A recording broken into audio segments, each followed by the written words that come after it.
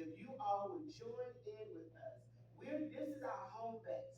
But I just believe I can see many branches coming from this home base because there's so many families that are being affected by this senseless violence that's going on in our communities. So thank God for Apostle Lewis being here with us, the Watkins being here with us, Apostle Rockamore is from Little Rock, and I think these women are traveling from Little Rock to come here to this meeting today. Thank God for some of my staff and my team being here. The rest of them is some more of them is in their kitchen. But I think we just gonna go with the flow of the Holy Spirit, Pastor John. All right. How about that? All right, we got Pastor Hill. I'm just prophesying on that one. Reverend Hill is over there. He's part of our group, and I need him to just give his voice. And then once we do that, I'm going to show one of the videos for us to look at and just see what others have been doing and how things work with this voices of Black Mothers United. And this is a Washington, D.C. based group. It is a Woodson Center initiative, and they are the ones who are really leading this. And as Pastor Pitt said, this is the 25th chapter, and I always look at numbers and I add them together. Yeah. And 5 plus 2 equals what? All right. You may want to wonder what. Come on, brother, if you're ready. All right. You may be wondering why I said we add that number 5 plus 2. Well, I'm the 7th child of 7 children. I was raised at 704 East 25th. And the first church I pastored was 27 miles from Pine Bluff. I was called into the ministry when I was 37 years old. I lived at 100 West 27th for 30 years. I have a phone that they gave me. I didn't choose it, but they gave me a phone. And the number was 536 7536. I was 37 years old when I started out pastoring. So the number 7 just has kept up with me. And when I go to conferences during WeDC, I was always on the 7th floor. If I was not on the 7th floor, my room started on number 7. So I can't run from it. So I look at with this 25th year, and we didn't put that in there. But I always add numbers up. Uh, uh, there's a 7 to it. So I just try to do what God has told me to do, and being faithful. And if I can be that, God will be pleased with me. Amen. So, Reverend, if you want to come on.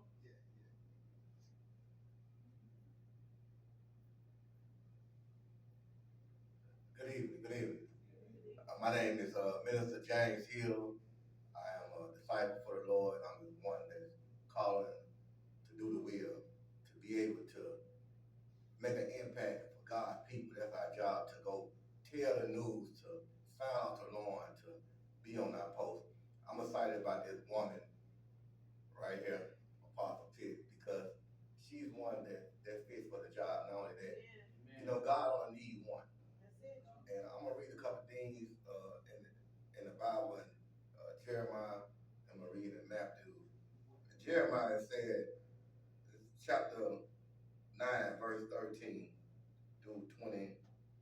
Stop at probably 22. It reads, "The Lord said, it is because they have forsaken my law.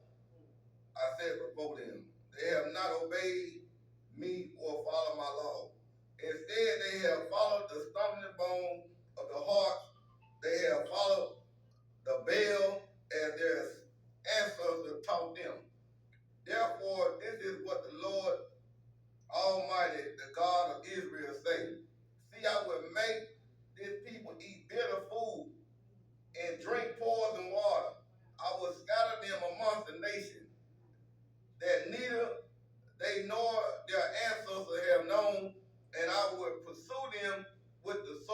until I have made an end of them. But one thing about God, God always, he has someone to help the people. And this is what the Lord said.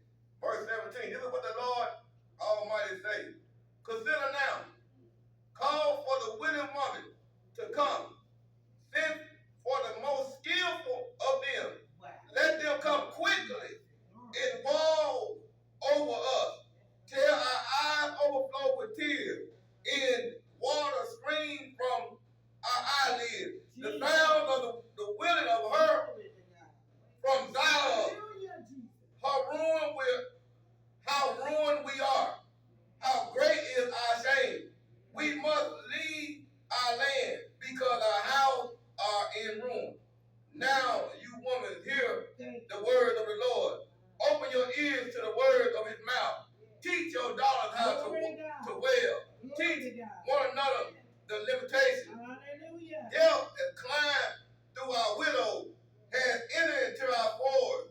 It has removed the children from the street and the young man from the public square.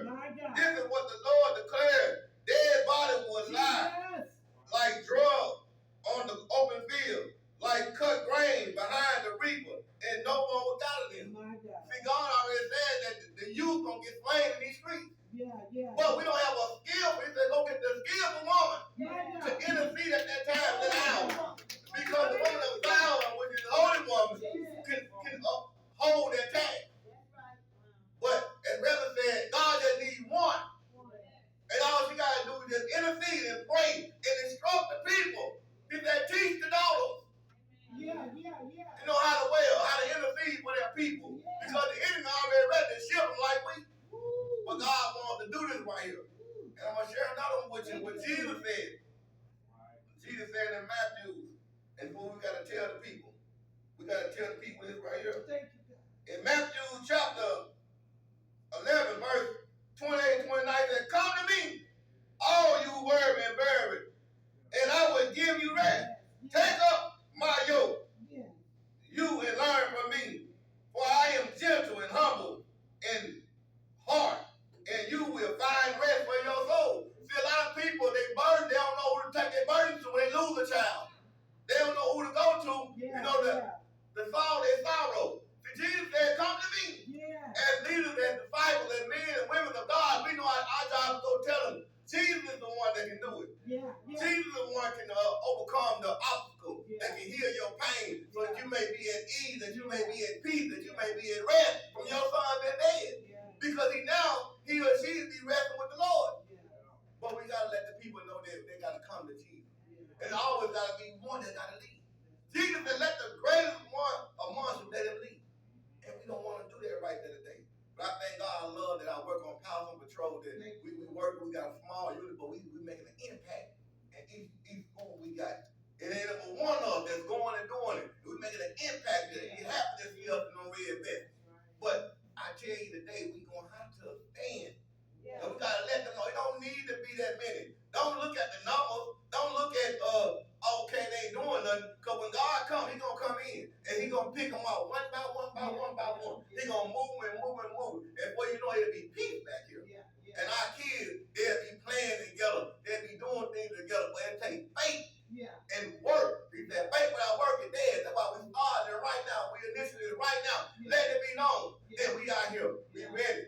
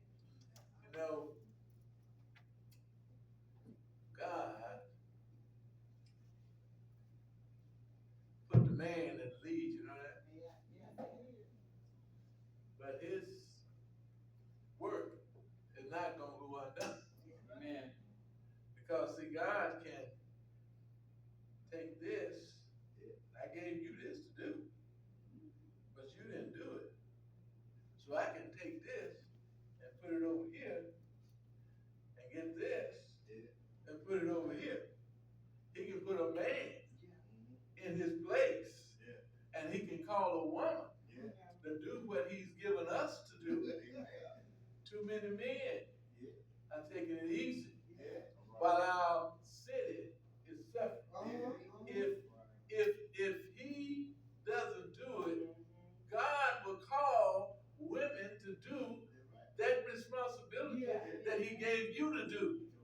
Because we can pray, women can pray, but if men don't do it, you see the women stepping up, doing what God had given them to do.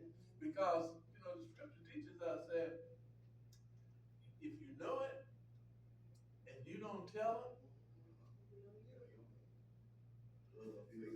later on, all this blood and fine stuff that's been flowing is going to be on the hands of those who should have done it. Because every man that says he's been called to preach, sometimes God say, I'm not going to give you this. Not because you couldn't, but because you wouldn't. And so that's where we are. So we are here, as Reverend here was saying about Pastors on Patrol, and Reverend Watkins is part of that group. And we go into the schools and we walk the halls and we encourage the kids. I got a letter from superintendent of the Watson Chapel School District, how he said, thank you, pastors, for being on our campus. Because violence and negative behavior has gone way down. And we're looking forward to, amen. We're looking forward to you all being here. So we're making a difference. We don't have a calorie out there because we don't need the calorie. We just need a few to make their presence there. So I'm going to let us just see what is going on with Voices of Black Mothers United. Because we are definitely in need of something of this nature.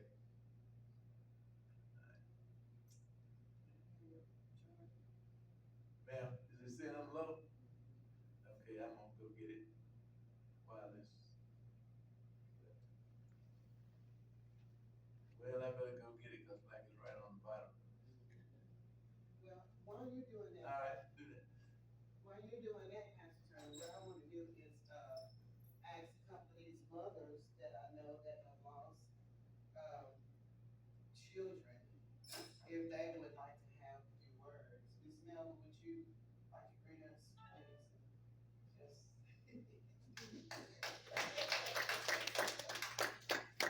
Just so happy to have you in the Lord, God, so happy.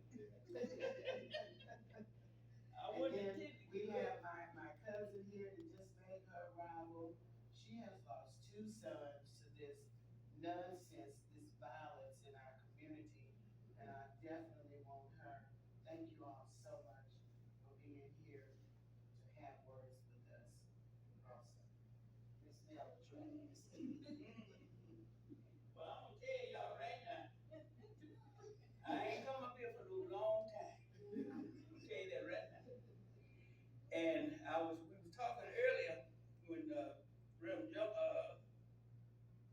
wasn't it, Leon Jones, was here, and I was talking about how I worked at the prison, at the women's prison, for years out there on 13th Street. And I used to tell this story. I didn't tell anybody this story. Can't tell everybody everything. But I'm gonna tell this in reference to us about being women. And I'm not no pastor, no preacher, none of that now. I ain't got none of that now. But I do know this little story in Genesis. Yeah. I might didn't get all the way to Revelation, but I'm gonna take you to Genesis. Yeah. Okay. And when God decided he wanted man, I'm saying I got one of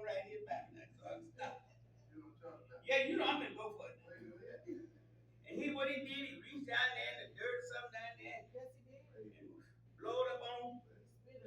There was man. And he had him and he was reaching and taking care of stuff and going over the land and the animals and all that. He was in charge. But he realized he was lonely. He was doing just half a job. He didn't have all the spirit in it, I guess. And that's just me putting that in there. So he said, well, okay, I think I can fix this. You know, God fix anything. He fix everything. So he let that man lay down there and went to sleep, which he thought his day was done. And what he do, he eased up on and snatched a rib up out of him. What he did with that rib? He made woman. Now I want y'all to remember that when he was making stuff. Because when he made man, he made him out of dirt. Yes, he did. He made woman Yes. out of bone. Yes, he did. Come on now, talk We can about it. handle that. Come on, talk about it. Bone, baby. Come on. I don't care how long it lay in the ground, it's gonna still be bone. All right. Dirt, go away in the wind. Good. Bone. Women are made out of bone. Yeah. We are the helpmate. We are the backbone. We are the strength. Come on. It now. is our responsibility to be the mother and the daddy. Yeah. We be the mother and the daddy when the daddy in the house. Now we might threaten with him. I'm gonna tell you daddy when he get in. Yeah, but he's scared. They scared when we say it.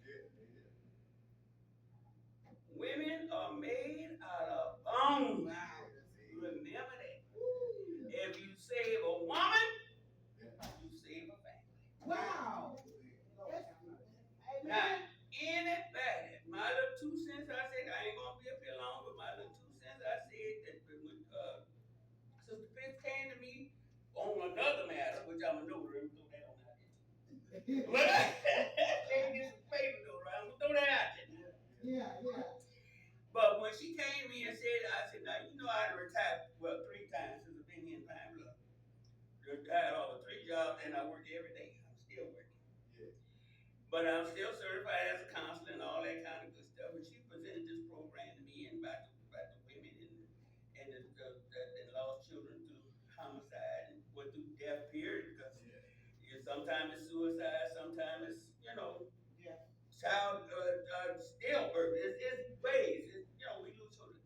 But the hurt and I actually want to take that word back. We are separated from the child. We don't never lose it.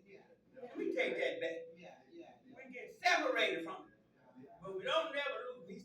My daughter passed 20-some years ago, and her birthday was on the 3rd. Wow. And you thought she was sitting right in the house. Everybody called it, yeah. And we just talking like Erica sitting right there. And Erica been gone over 20 years. And yesterday on the 3rd was her 54th, would have been her 54th birthday. Wow. So we don't lose our children, but we have been separated from time to time. And it's a really unnatural thing. They're supposed to bury us, not us bury them. But all I want to say is any female and daddies, I ain't cutting y'all out now. Blow my way too.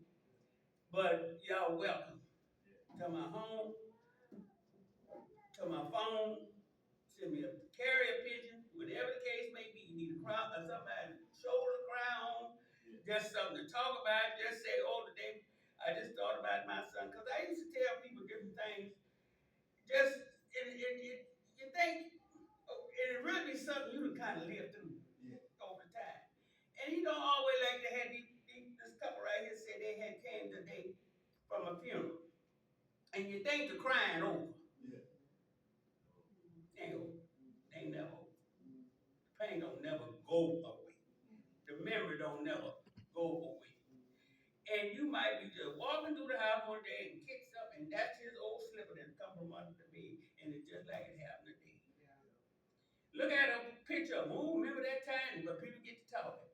So long as you bring his name back up and bring that child back in that picture, he's still here. Amen. He's still here because you always his mama. And I'm saying him, but I mean the child. You still his mama. You just, they had a guy on TV the other day talking about the police And anyway, just like George Floyd, the last thing fell out them boys' mouth was mom. Wow. I taught my boys that when we were coming up. My kids in the 70s. I'm a product of the 60s. Now we ain't gonna go there, but we all know about them 62. I'm one of them. But I told them, I said, y'all get out there in distress or something like that. And generally we mean with the police. We ain't just really just talking about with the neighborhood, but generally. And you get out there in distress, don't holler, help, help. Holler, mama!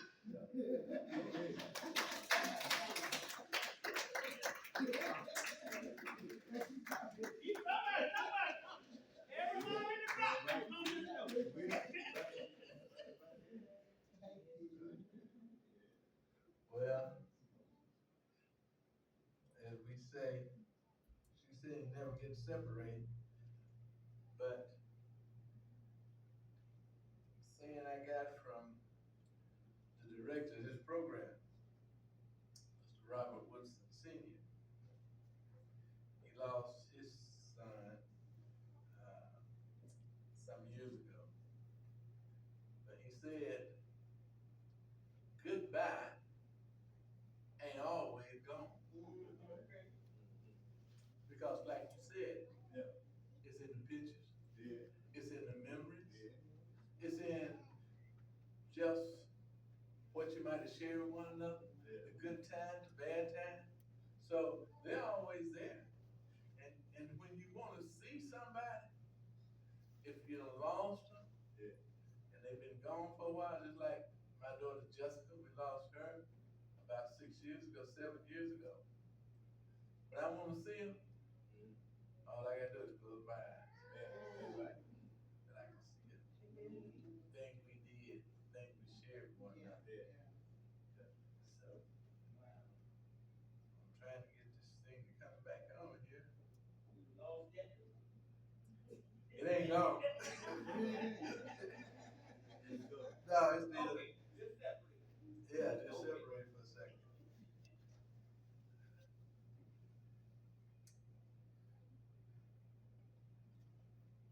Since, Reverend, you wanna say something?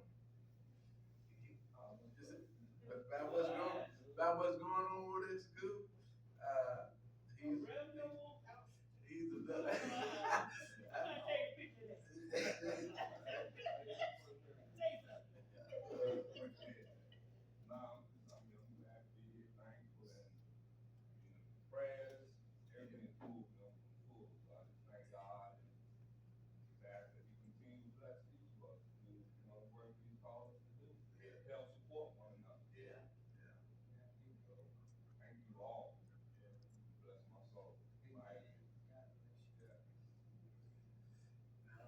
Pastor Turner, while you getting that going, can I, ask, Minister Lambert, to repeat?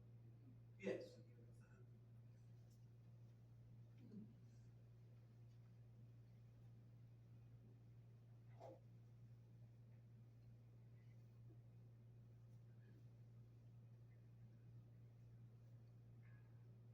Turner, how you doing? I'm doing great. Go ahead. First of all, I want to thank God, amen, for being here. Amen, and I appreciate God, amen, for, amen, great woman of God, Pastor Yolanda Pitts. Let's give her a hand. Let's give her a hand. And her beautiful staff, amen, and the missionaries and ministers and the lay members and everybody that came out today to make this program a success, because everybody here today that's here because they are concerned about what's going on in our community. As Prophet Spencer stated, I'm a retired investigator with the police department. I specialize in homicide, and some of the things that I saw, some of the homicides that I saw dealing with our young people, it's a sad situation. And according to statistics, whether we want to admit it or not sounding racist or prejudicial, but here again, according to statistics, the black man is at the top of the chart for homicides. The black man is on the endangered species list, whether we want to believe it or not. accept it or not. And we as parents, we as mothers, we as fathers, we need to stop looking the other way. We need to recognize and see that there's a problem and get involved. Because that's the only way we as a team, we as being unified, that's the only way that we gonna curtail, that's the only way we gonna put a stop to this. We're gonna have to work together. You know, they have the neighborhood watch programs, but here lately, I don't know if they're still active or not. But when they were active, they were doing some things. It's programs like that that we need to make sure if they've got lack or if they've stopped, we need to regenerate them. We need to motivate them. We need to go to our city council. We need to go to our court members. We need to go to the powers that be that run the city and that run the council and let them know, hey, something has to be done. Something needs to be done. You know, it's a shame that our forefathers, our grandmothers and grandfathers can't even sit on the porch and enjoy the life that they have left because they've labored for us. They can't even sit on the porch without being a victim of a drive-by shooting, victim of a robbery, victim of a burglary. That's a sad thing. Some of the things I saw, it was ridiculous. You know, it's something when you go to a crime scene and you see a 17-year-old black male that's been killed as a result of gun violence or gang violence, or a 17-year-old female that's a victim as a result of gang violence or violence in general. And what are we doing about it? We, as I first said, we're going to have to push our leaders. Those are the ones that's in power. Those are the ones that's in position to do something about it. We're going to have to encourage them to get out there, do nothing, and do something. See, a lot of us don't want to say nothing. But it's time that we cry aloud, as the Bible said, cry aloud and spare not. For so long, we sit back. And if it's not happening to us, if it's not happening to our immediate family, then we look the other way or we're not concerned about it. But those days are over. Because let me serve notice on you, brothers and sisters, sooner or later, it's going to come knocking at your door. And when it comes knocking at your door, what you going to do about it? Huh? We are all in this thing together, whether we want to admit it or not. And it's time and high time that we start dealing with the crime in the city of Pine Bluff. I was looking at a statistic here a few weeks ago, and here again, once again, they renamed us instead of Pine Bluff, they're calling it Crime Bluff. And we're labeled one of the worst cities to live in the state of Arkansas, not only in the state of Arkansas, but the United States. Now, a small city like Pine Bluff with a population of less than 50,000 with a label like that. And if you would look at it, the majority of the culture of the race in Pine Bluff is African American. These are our people. Here again, not sounding racist, but I've been on the inner circle. I see what goes on. I know what's going on. And if I was to sit up here and tell you that everything is right, I would not be telling you the truth. See, we got to call this thing as it is. We got to stop sugarcoating this thing and here again stop looking the other way and start holding people accountable. During election time, the politicians, everybody wants you to vote for them. When we give them our vote, what are you doing with our vote? You make all these promises. What are you doing with these promises? We're tired of empty promises because we as a community, we as a public, we are suffering as a result of your empty promises. It's time to do something about this. It's time to do something about it. I remember I teamed with UAPB and we had a game summit for that whole week, and you will be surprised at the age of the people, the children, that are part of gangs. It went down as low as 8 and 9 years old. They can barely read and write, but they know gang language, they know gang signs, they know gang colors, and they know what to do. The older older people use the younger people because the law is different when it comes to juveniles as when it comes to older adults. And they use the young people to do their dirty work, to do their robbing, to do their stealing, to do their shooting. They're using them. But here again, it goes back to we as parents. Are we paying attention to our children? Are we censoring what they're watching on TV? Huh? Are we watching or censoring what they're watching on this internet? See, we got too many internet children out there. We got too many TV babies. What about the old ways? When mother and dad, or the whole neighborhood was your parents. If you cut up at Sister So-and-so house and you got a woman at Sister So-and-so house and you got a woman when you got home. Huh? Because everybody was concerned. We're not concerned anymore. We as a people need to get off our do-nothings and do something about it. And I'm not going to get started because I can tell you some horror stories. And it's sad. It's sad. And the thing today, I'm going to say this and I'm going to have my seat. Now, young people and older people, it's not only the men that are out there committing the crimes, the burglars and the shooting. Now you got the young females. Because what they're saying is that we want society, we want the public to know that we are just as hard as the guys. So the females are doing the robbing, they're doing the shooting, they're doing the burglars. Everything the men are doing, they're doing it because they want you to know we are just as hard. I never will forget, I'm going to share this one story with you. This young female, she had her child with her. And she went to the store and watched this couple, the other couple, leave the store, follow them home, and robbed them. This elderly gentleman and his wife, and robbed her. She had her baby in the car. She didn't care. Her only concern was robbing the folks and getting that money and take what they had. Now that's sad. This is a female now. Not sounding chauvinistic, but this is reality. See, this is reality we're dealing with. This ain't no make-believe. This ain't no Jenny and the Bob. This is make-believe. This is reality. This is the real thing.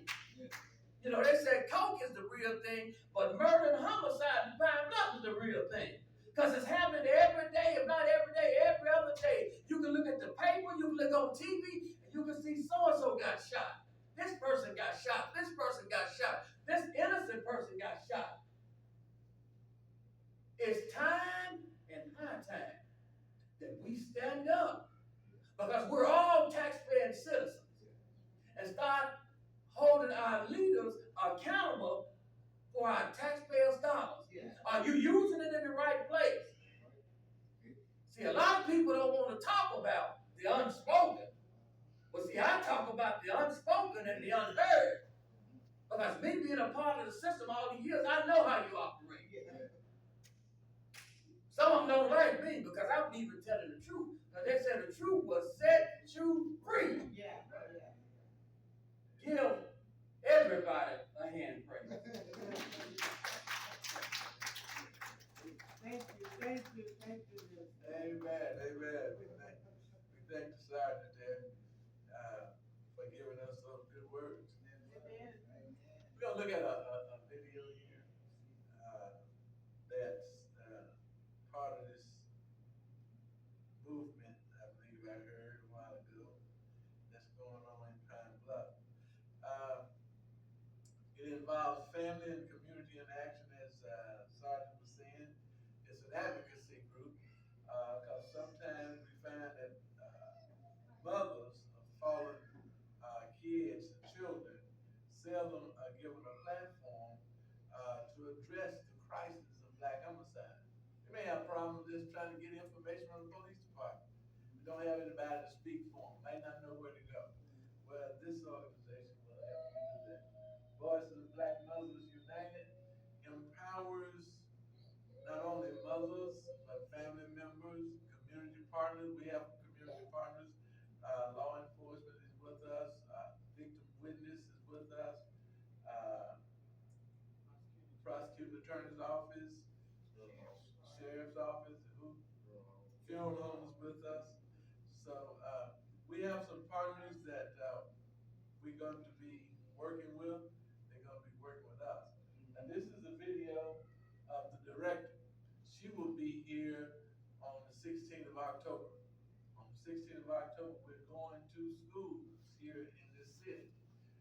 what's gonna happen is that you have a pledge on the back of one of those pages that we're gonna be taking with the kids. So we're gonna have assemblies at Pine Bluff High, we're gonna have assemblies at Watson Chapel, and we're looking at Friendship Aspire. But we're gonna go there, and she's going with us. We're gonna have speakers, and it's gonna be all about putting the gun down. And I'm proud to say that the pledge came from ICBR. All of the good stuff comes to Pine Bluff, it seems like, and everybody else needs it. And what we do, and what you have to do, you have to share. You know, if you got an education that does you no good once you get it, it's helped you. But if you don't give it to somebody else, it's just you. Let's look at this video right quick.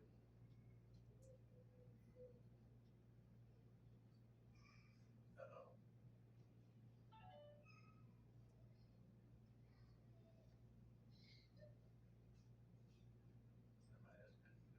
Somebody else can do it. Well, I gotta get some sound. All the way to the bottom, go all the way to the bottom. Keep going, keep going. There you go, there you go. Right there. Say again. Let me do this one. Yeah. Yes, some of y'all will be. That's the, I see the sound right there, but I'm trying to, yeah, hit. And then go back up to the screen. yeah, but I'm trying to get back to, Now go to the screen. back to. Yeah, there you go. Was turned 19 a week before, and her girlfriend Taryn was caught in a crossfire at a gas station, no doubt, where two guys having issues with each other for 18 years old. Crystal Joy Bennett, my daughter, 19 years old. In fact, she just turned 19 a week before. And her girlfriend Taryn was caught in a crossfire at a gas station, no doubt, where two guys having issues with each other, shooting at each other, and one bullet went through her car door, went through her body, stopped in the heart of her girlfriend next to her, and both girls died.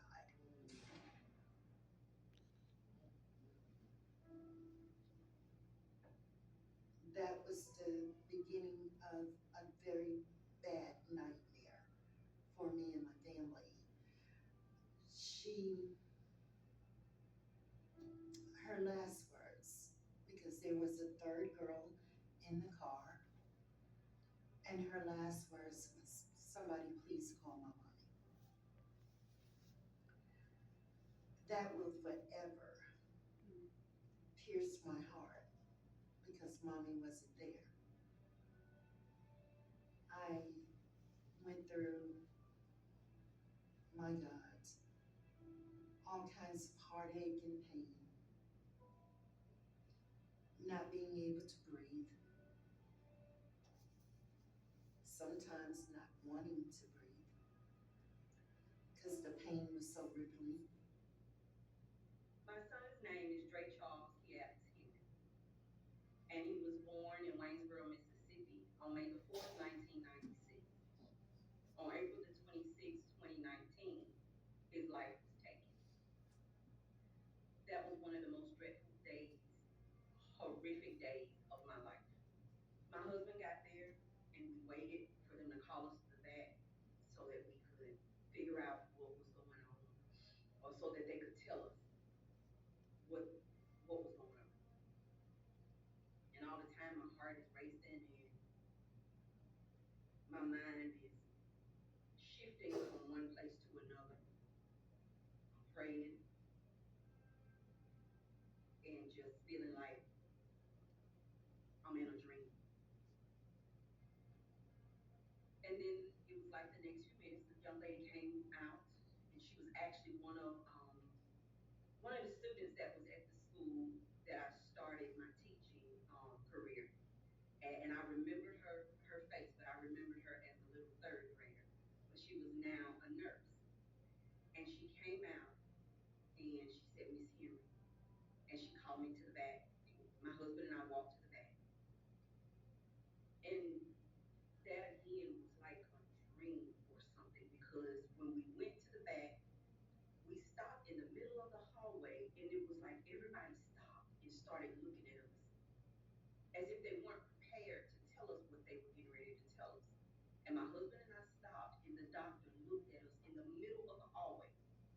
and said he didn't make it.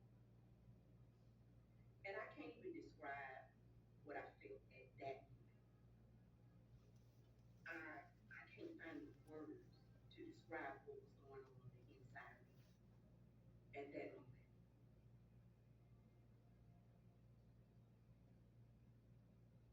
For more than half a century, America's Black urban centers have been ground zero for acts of carnage. And while gang violence has taken the lives of too many teenagers and young men, many of those killed have been innocent children who were caught in a crossfire. Compounding this tragedy are those left behind, specifically the Black mothers of these children, with no way to voice their demand to reduce the street violence in their neighborhoods. Until Voices of Black Mothers United will ensure they are heard by the entire nation.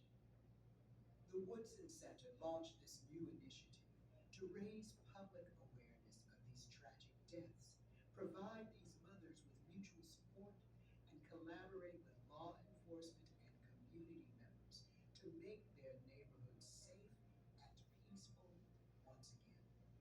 Its founder, Bob Woodson, explains how the center's 40 years of experience in finding local solutions to urban violence led to the formation of Voices of Black Mothers United. First of all, Black mothers live in those communities suffering the problem, and therefore they should determine how that community should be protected.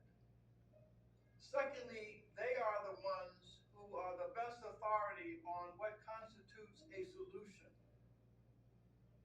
And thirdly, they are the ones that have to live with the consequence of decisions made by the police and by public officials about where investments should be made. Those decisions should be made by the people suffering the problem and have the greatest consequence for those in their community.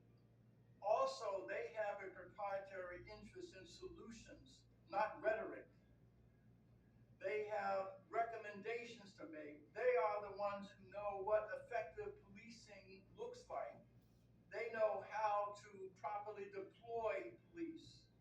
So therefore, their voice should be the primary one that officials listen to, as opposed to the rhetoric of people who don't have to suffer the consequence of the decisions made in those communities. Another key to the Woodson Center's past success in reducing youth violence in urban areas was the close cooperation they established with the local police departments. As such, the center, along with these united Black mothers, are strongly opposed to defunding police departments. Instead, they favor sensible reforms where needed. Rodney Monroe, a former police chief, explains. In order for this to work, in order for police and Black mothers of homicide victims to come together, there has to be a level of trust. And with that comes an openness that both sides will have to have in order to trust one another. And there's a lot of dynamics that come into play because you're asking them to come inside of an organization, Black mothers to come inside of police organizations, and you're asking police organizations to come further inside of the community and the lives and the homes of victims of homicides. Defunding the police would take away viable resources that can be used to help support families and victims of homicides. Bottom line. Marcus Jones is chief of police in Montgomery County, Maryland, adjacent to Washington, D.C. His insight into why the Black Mothers United initiative is needed is informative. And particularly in today's climate, when we're talking about policing in our communities, I think, and when we're talking to a lot of politicians, we're talking to our community members, what's being lost in these conversations are victims' families. Every opportunity I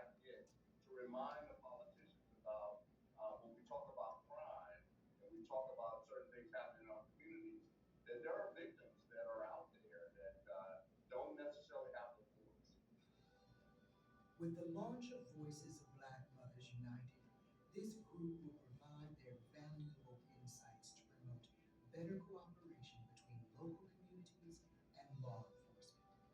They'll participate in the training and deployment decisions of law enforcement, and they'll help reduce local murder rates by enlisting community-based approaches that promote healing from within their neighborhoods. In short, it gives mothers a voice that needs to be heard in every corner of America.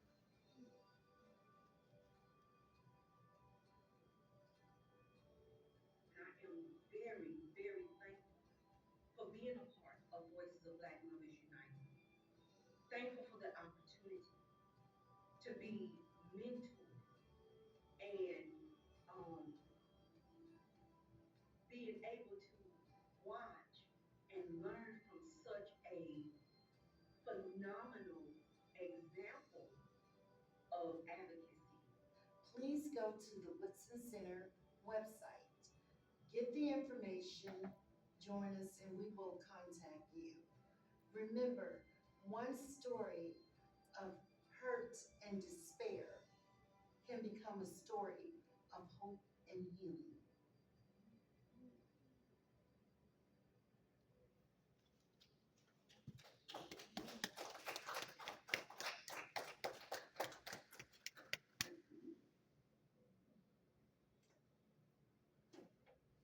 This is a blessing that we have, that God has given to us. And so we want to formalize it. We are now officially Pine Bluff Voices of Black Mothers United, because this is our kickoff.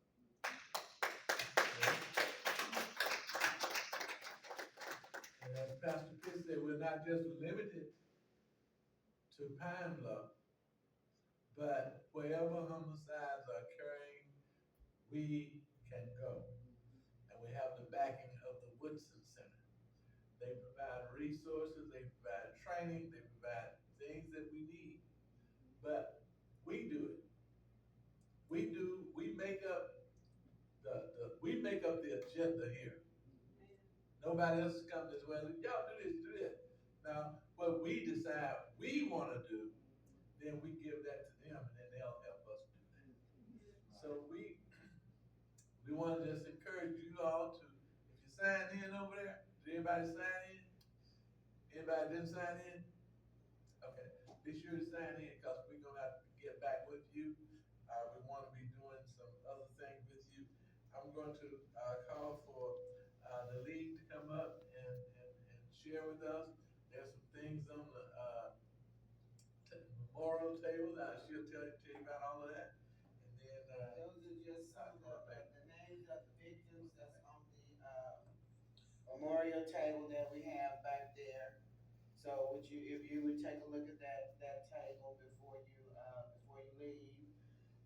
We have another mother here that I would like for her to come and share her story. Whatever part of your story that you want to share. This is my cousin, and I have been working with her off and on since this happened to her, one of her first kids, and then when it happened to her second child. I remember, Pastor Turner, we was in when we had went to Alabama to the convention there. She called me on the phone and was just sharing some things with me, and I've been trying to keep in touch with her and just keep her encouraged. I cannot imagine the hurt that a mother goes through. I've never witnessed that before, but my nephew was murdered in 2006, and so that's what led me to start this journey. But would you come, Miss Robert? Come on and give a hand clap.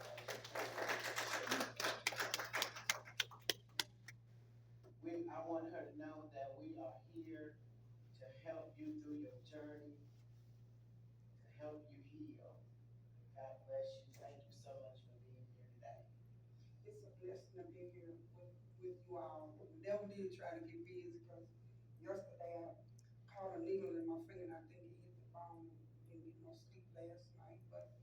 My story is, not really to say, not all mothers are mothers, because you have some mothers condone violence. Like, they will get their kids and they will go out and fight other kids. That's not what you do as a mother or a parent. 2013, I feel like I became a victim. I really actually feel like Job. I ain't saying I'm Job. I lost everything when I lost my first son. He got killed. I wasn't there, but his uncle went to verify his body. I tell my kids, I tell my granddaughter, that's my motivation. That's how I get through. Motivation to have some friends that's good to me. They'll call and check on me. My son was killed because he thought a friend was a friend. He was walking. I used to tell my son all the time, stop walking with the earbuds in the both earbuds. And they called him. They hit him with a car. They stood over and they shot him in the stomach. I ended up having a heart surgery. I already had heart surgery. I had to have another heart surgery. And then in 2020, my other son got killed. Well, it wasn't stab wounds that killed him. It was the blood from trauma to the head. He was hit in the head with an axe. Same thing, thinking people is his friends. I have been criticized because I just don't cry like everybody want me to. I cry. I just have my own time. Um, with that all, I never lost my faith in God. I still praise God. I feel like through it all, God got something better for me. They wasn't mine from the get go. They was just borrowed. I have to give them back. My thing is, I tell my friends, you do not want to feel the pain that I feel. If the street gets your kid, it's over with. It's over with. So my encouragement to some of the parents, please talk to your sons and your daughters. If they're in trouble at school, go to the school and talk to them. But don't nobody listen to me. Won't nobody listen to us until that time comes, and then everybody want to listen. So I cope. I cope at my own time. I have motivation. My granddaughter. It's hard. It's hard, but I get through it. Sometimes I have to sit in the car and I cry to God. I'll tell you this story. I was at home and it hit me so hard, and I just hit the floor. I said, God, I feel like I'm about to lose my mind. And he said, no, you're not. No, you're not. He said, I got you. And I'm able to stand here and not cry not one time, because he used to just bother me. But I got God walking with me, and I'm fine with it. I had to cope with it. And my kids, I cried.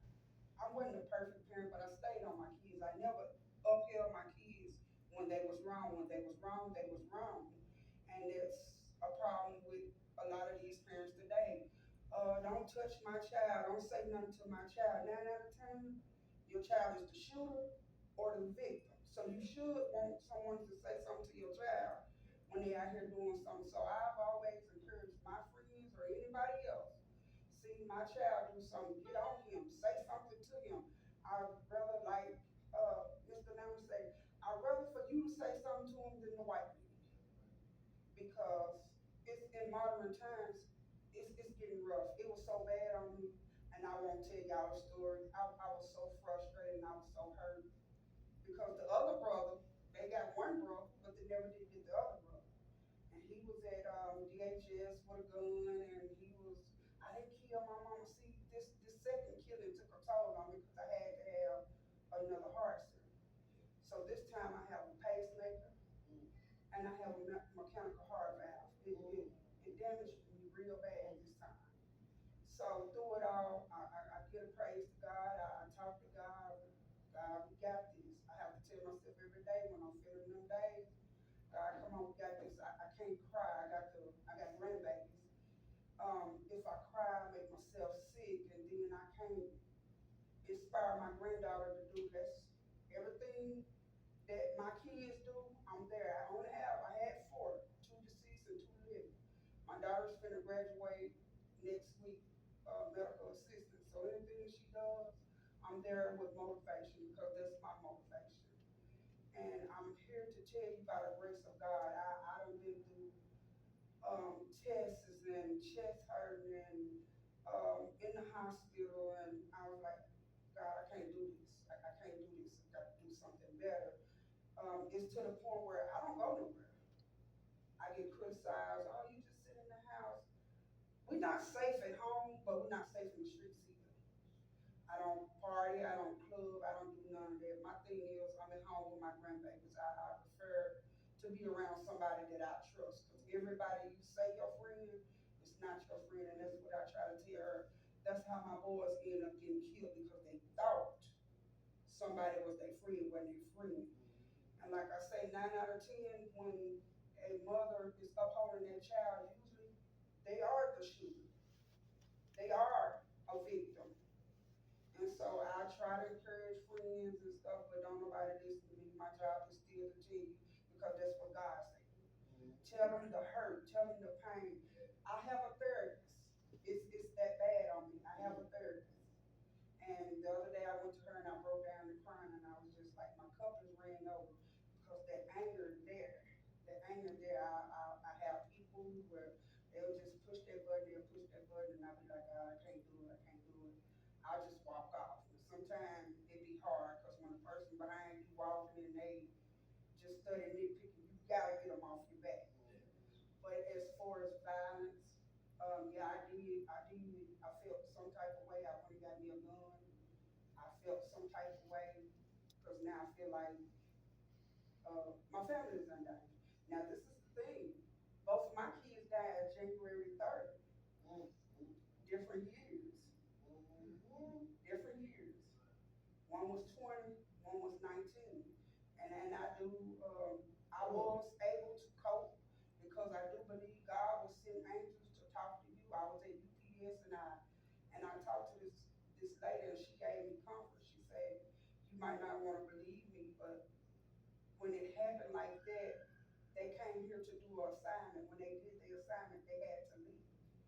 And I promise you that helped me cope because I never understood why both of those boys got killed the way they did in the day. I hate January the 3rd. If I could just get past January 3rd, skip over that day, I would be fine. I'm at peace with it. I'm not at peace with these people that took my children from me, but I'm at peace I have a peace of mind now that I can cope and talk to people. It used to be I just hold my head down and I was standing there working and it hit me so bad one day I just cried. I said, I gotta go home. I never know when it's gonna hit me. I never know when it's gonna hit me.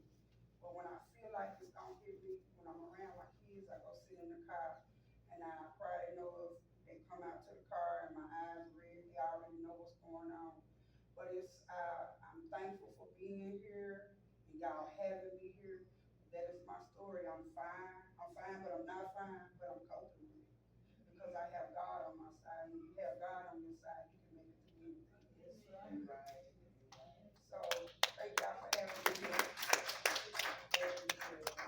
Thank you so much. You're so brave. And we just appreciate you so much for coming and sharing that. I know that gotta be hard to do, but with God on your side, all things are possible because we do believe, we are believers. And thank you so much for being who you are, being her motivation, being her cheerleader, helping to hold her arms up. Thank you, baby. Thank you so much. Thank you. So, Pastor Turner, we are down to our next meeting. Our next meeting is going to be November, I think it's like the 16th of November. Can you look at that for me, please? When we're gonna give you more information since we have your email address and your phone number. We're gonna do a day of Thanksgiving in remembrance of those that have lost their lives. November, we're gonna be having a Thanksgiving dinner. They remember something kind of like what we did today. If you want to bring, I would love to have a picture of your boys so that we can have the pictures put on the memorial. There's going to be more people that's going to start coming to these meetings. If we show ourselves to be faithful, God is going to give us the increase, and that's what we believe Him for. So, the third Saturday, okay, it will be the 16th. 16th of November will be our next meeting. We'll be meeting monthly. That will be our next meeting, and we will be having a day of Thanksgiving dinner for the families that do come. So keep that in mind. If you know somebody that's going through that, get our phone numbers. There's some other ministers here today. If you feel led to get their numbers so you can have a team of people that can pray and intercede with you, get those numbers. What I say, what goes on in our meetings, stay in our meetings.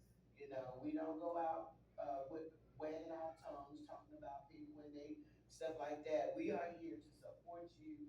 We are here to uphold you, and we are here to let you know that we do care. And we've been working on this for a while. Thank you so much, Pastor Turner, for allowing me to be a part of this team, and thank God for choosing. Yes, God, thank you.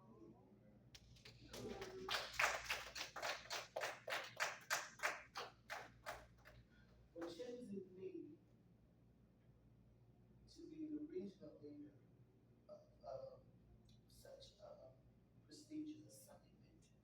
I don't take it for granted. Thank God for Miss Pam being my community connector that connects us to different organizations in the community. So if we can't help you, you call us here at the United Way of Southeast Arkansas, which is another partner of ours. We can connect you to resources that we have in our partner agency that's in that pamphlet. Also, Miss Melvin, you don't want to leave here without getting Miss Melvin's information. Please get it because she can also help you with some of the things that your grief and your pain connect you with some other people from up there in Pulaski County. So, Pastor Apostle Lewis, she's from Little Rock. Apostle Rockamore is from Little Rock. So you want to connect with these women of God that's up there in your city that can help you as well. Reverend Hill, all of us, we are here to be of service to our community. So we want to thank you for that.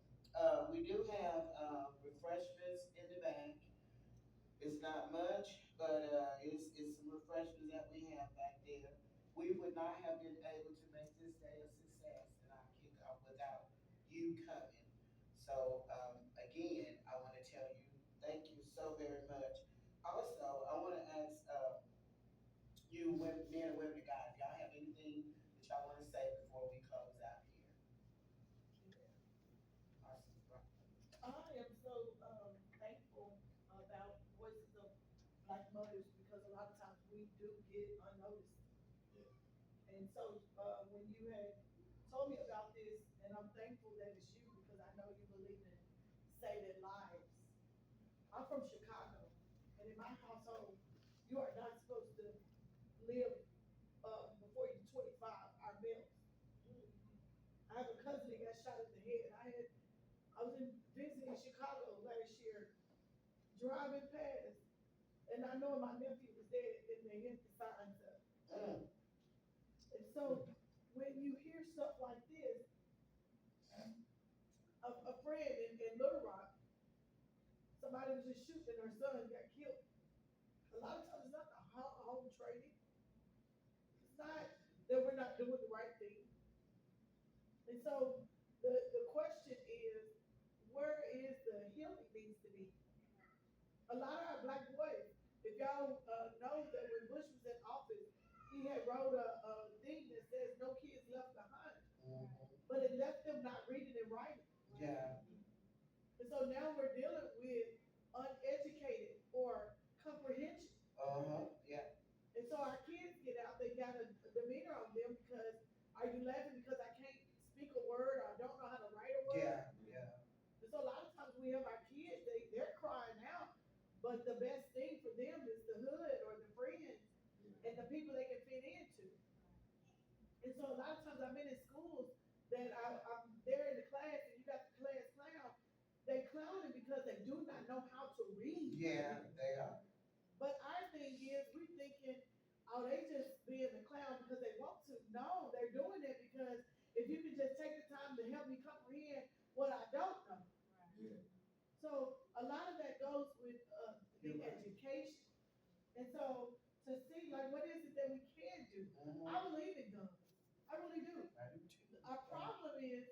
if we educate them in elementary, white people, have guns and they go out here and do the woods. We're so ignorant, and I'm not trying to be mean. It's the truth. But, oh, don't get a gun. Why? You know what I mean? We've been programmed so much. And so if you've been taught, my brother, he's a gun license. And so if you teach them when to use the gun, why you use the gun, you will get 25 to life. And you educate them, then it'll teach them like, oh, I know I can do this time. Mm-hmm. This is, I got to use better judgment. Mm-hmm. And so a lot of times we lost because where is the information? Mm-hmm. Are we going to operate in fear? Mm-hmm. But because I believe that was, if y'all look at it, when Bush put that in, those people had to grow up. So if they don't know, they teaching their kids only what they know. Mm-hmm. And, so I thank God, I'm honored to know what you got going on, and I want to help you in Pine Bluff until I get more information on it. But it is time. God bless you. And thank y'all. Thank you. Thank you. Thank you so much. Apostle Lewis, do you have anything you want to say before we leave? Yes, ma'am. I don't want to. It'll be very short. Thank you, praise God, for the opportunity to be here. Bless you. As a mother in the gospel and servant of the Lord, my heart just goes out. I've not been a victim. I have 8, 9 children, 23 grandchildren, Amen. 12 great-grandchildren. Wow. Who I want them to have their lives. Yeah. You may remember back in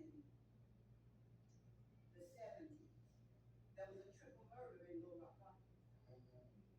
The Hussein children were executed. Yeah. Wow. And those were my nieces and nephews. Wow. And so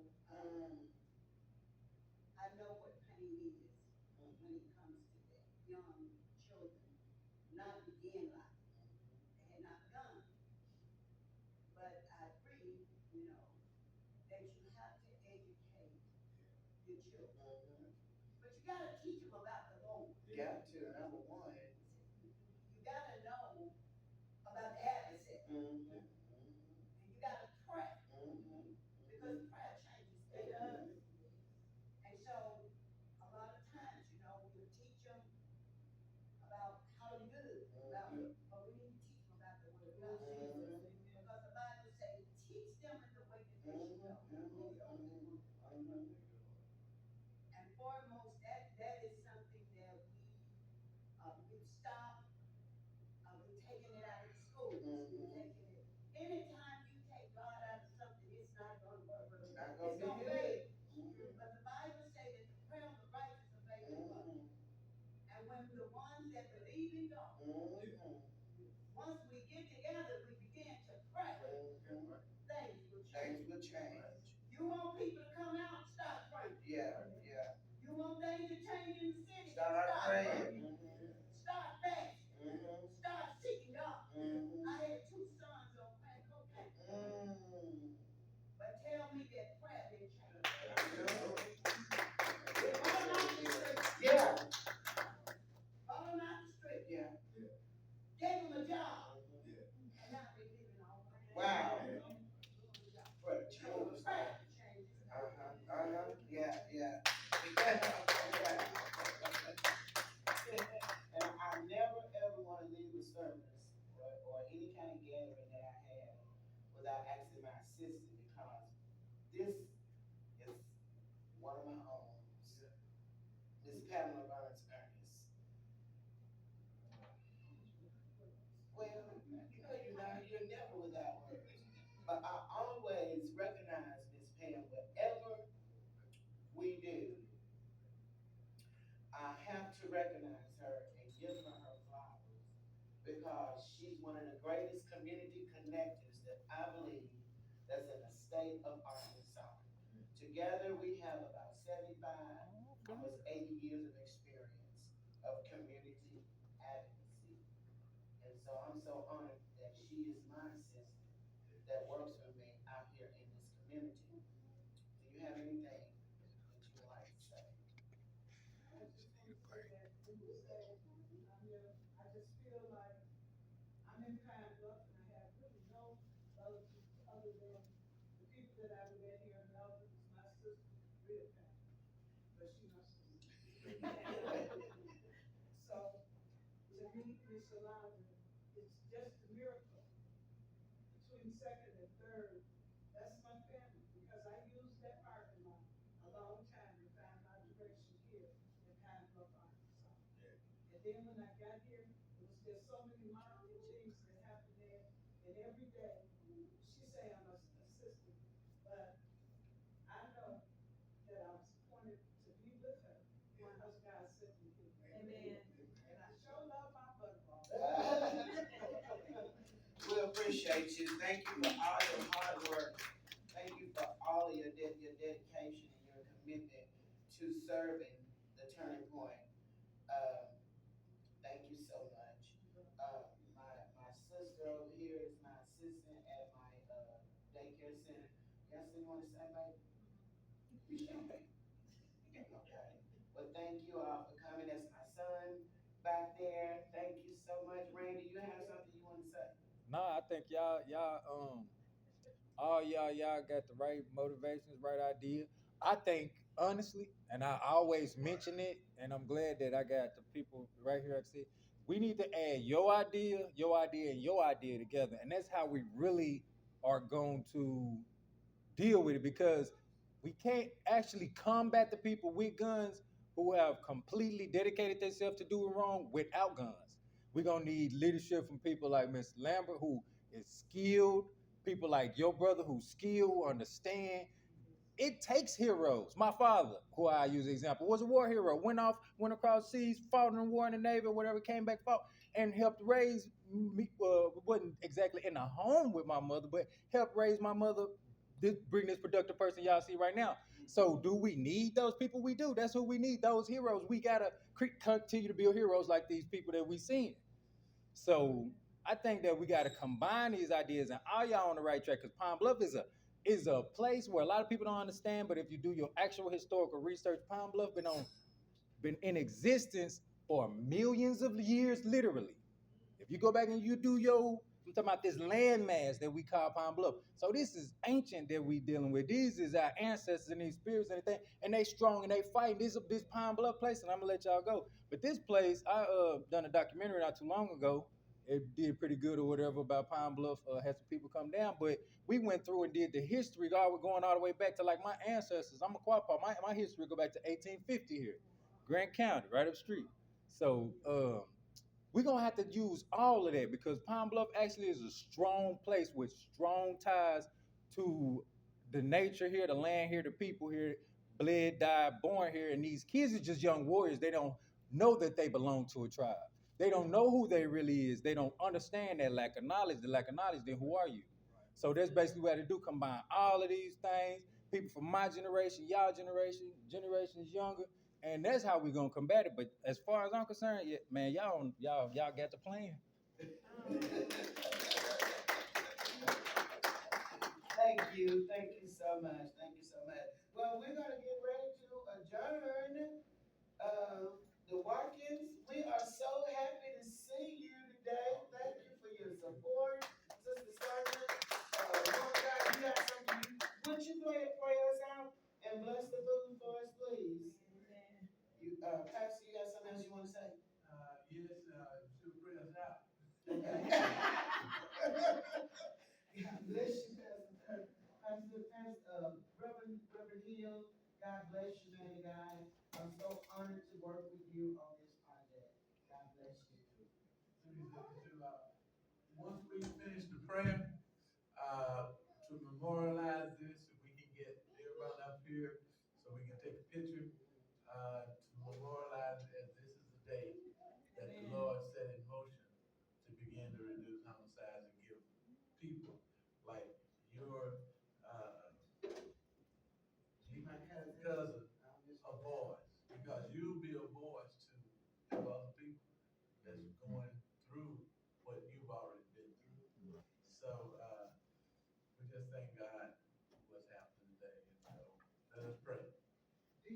you can come and meet Ms. Stone on the 16th, and go with us to the schools, please.